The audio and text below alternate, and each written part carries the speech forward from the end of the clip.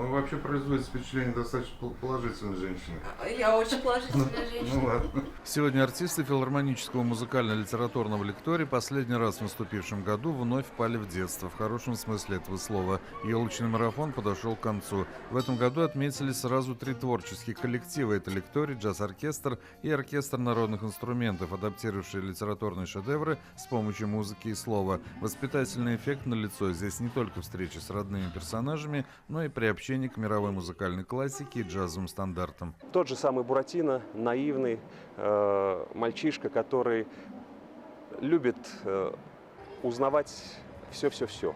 Ну и самое главное, смысл я постарался вложить, что любое дело, которое, может быть, на пути которого возникают трудности, его помогут разрешить добро, дружба.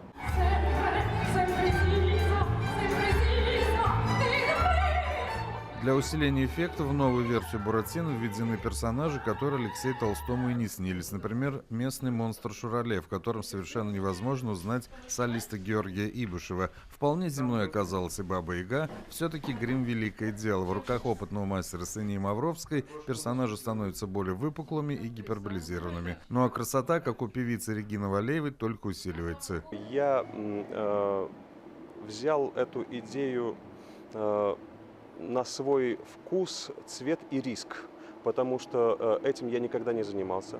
Для меня это первая режиссерская работа.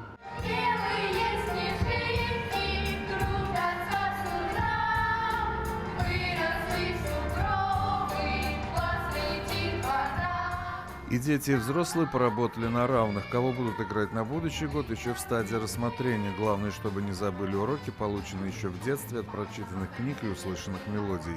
Самое сложное – это в самом начале войти в образ, но когда уже войдешь, это так интересно, и мне эта роль подходит по характеру. А какой у тебя характер? Ну, он у меня такой веселый, задорный, за любой кипиш.